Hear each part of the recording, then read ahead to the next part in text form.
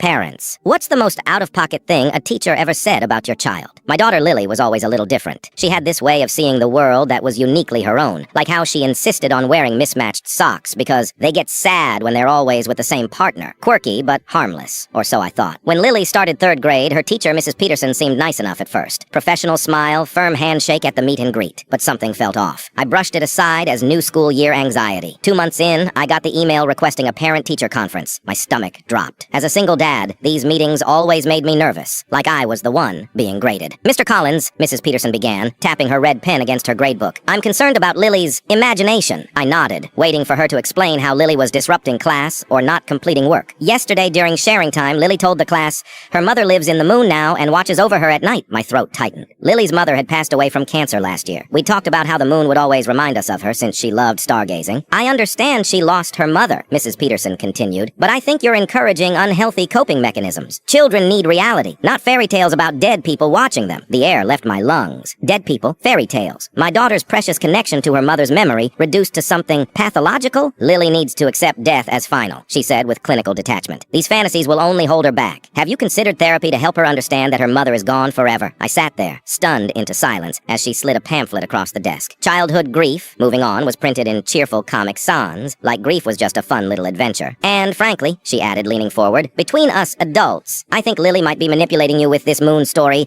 Children often use fantasy for attention. She's quite dramatic. Something snapped inside me. I stood up, my chair screeching against the linoleum. My daughter, I said, my voice trembling, lost her mother less than a year ago. She's 8. If finding comfort in thinking her mom is watching over her helps her sleep at night, who are you to take that away? Mrs. Peterson's eyes widened. Mr. Collins, I'm just trying to... No, you called my daughter's grief a manipulation tactic. You called her mother dead people to my face. That night, I found Lily sitting by her window, talking softly to the moon. I stood in the doorway, watching her animated gestures as she told her mom about a science experiment they did in class. Daddy, she said, noticing me, do you want to tell Mommy something too? I sat beside her on the windowsill, tears threatening. Sure, sweetheart. I looked up at the glowing crescent. Hey, Sarah, our girl made an erupting volcano today. Lily beamed. It was red like your favorite lipstick, Mom. The next day, I requested a meeting with the principal. By the end of the week, Lily was transferred to Ms. Rivera's class. A teacher who, when Lily mentioned her moon mom, simply said, what a beautiful way to keep her close. At the winter concert, Lily sang her heart out, occasionally glancing up at the skylight where the moon was visible. Afterward, Ms. Rivera approached me. You know, she said softly, Lily told me something profound today. She said maybe her mom isn't really in the moon, but looking at it makes her remember all the good things, and that feels like having her mom back for a little while. I nodded, swallowing hard. That's not fantasy, Mr. Collins. That's wisdom.